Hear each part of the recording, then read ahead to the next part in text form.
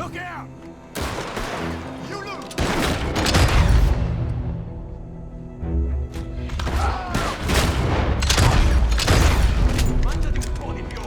Before we begin this review, some things to be noted. Red Dead Redemption 2 on consoles was GamingBolt's 2018 Game of the Year, but this video is not a review of the original release. Our console review was written by a different author.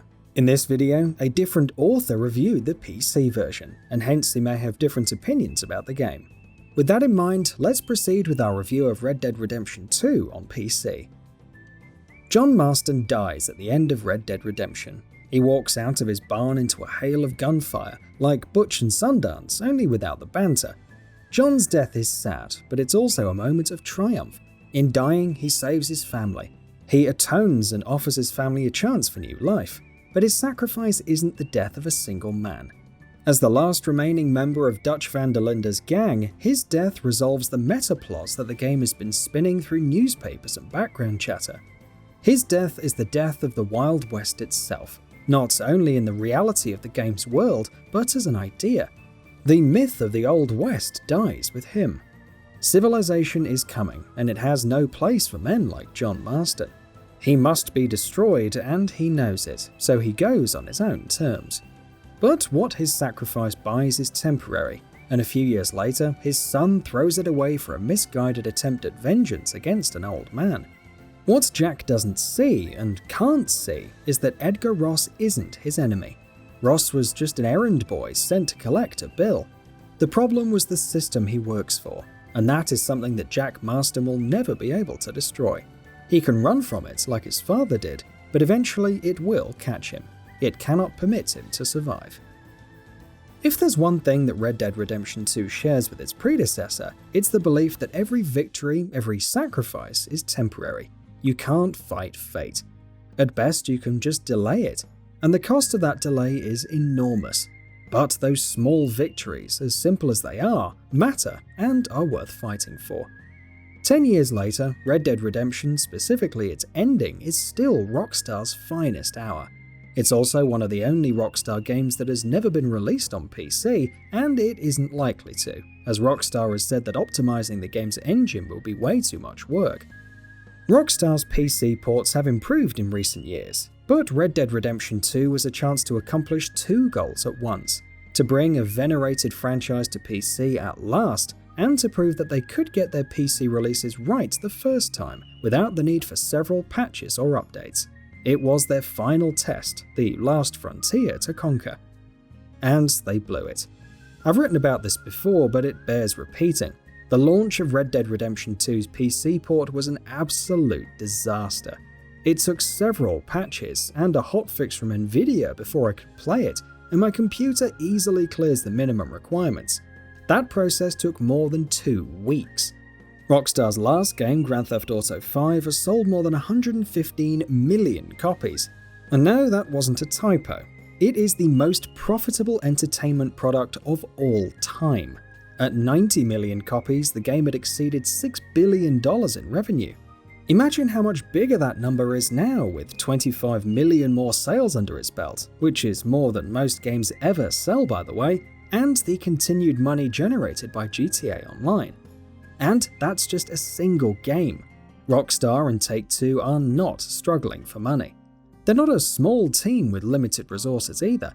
The fact that they couldn't make a PC port that worked more than a year after the game's console release is absolutely unacceptable, and that shouldn't be forgotten.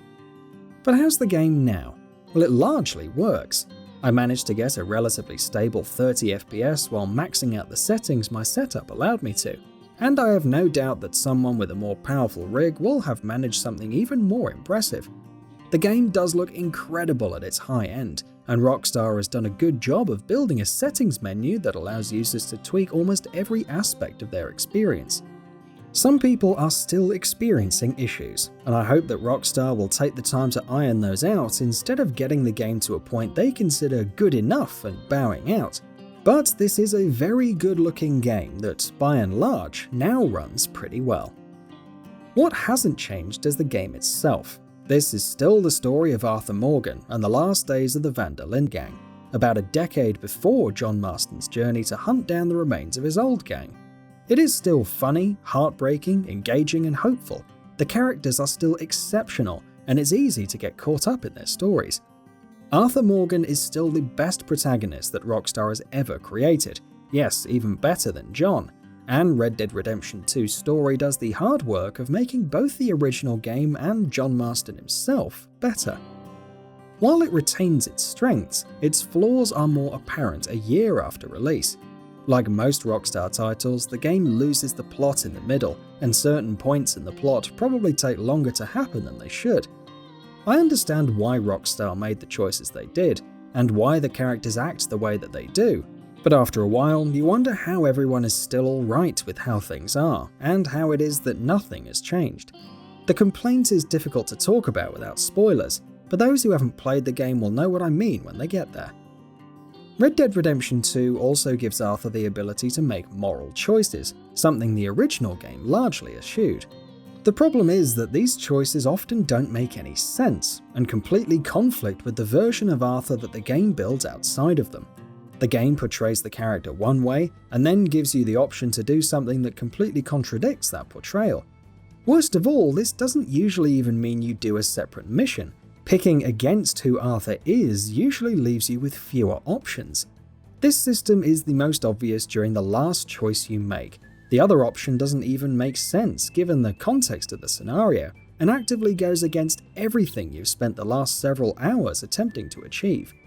The power of John's death in the original game comes from the fact that there's nothing that you can do about it, that it feels inevitable and right, and I wish that Rockstar had believed in Red Dead Redemption 2's story enough to do the same here. The gameplay suffers the same contradictions. It's impossible to play Red Dead Redemption 2 and not marvel at the world Rockstar has created. It is massive and beautiful, and it has so much for you to do. Stories about the crunch that occurred during development and rumours about the game's cost were a constant before the game's release, and you can see how large the cost, both human and monetary, was every time you load the game up. But that attention to detail has drawbacks.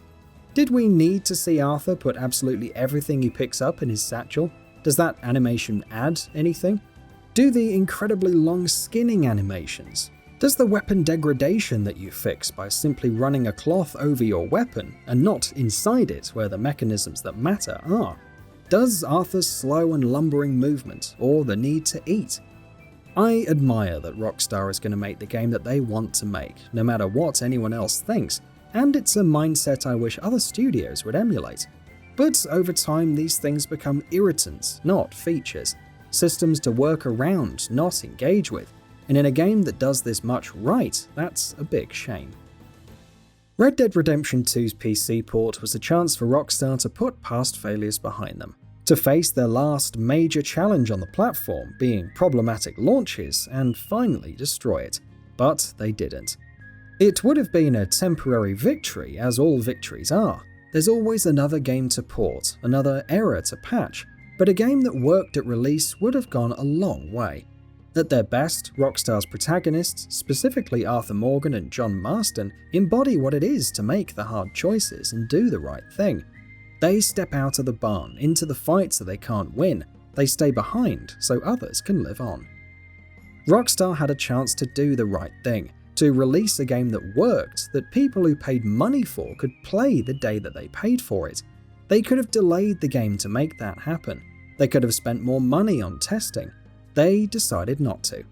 Red Dead Redemption 2 may mostly work now, but this should have never happened to begin with, and it's imperative that we don't forget that.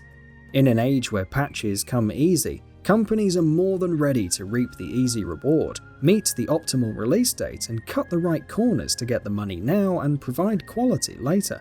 This shouldn't have happened. But if there's one thing that Red Dead Redemption 2 knows, is that it's never too late to try to do better. We can only hope it's a lesson Rockstar will take to heart. And that wraps it up.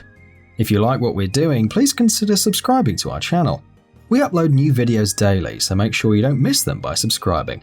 We appreciate your support, and we thank you for checking us out.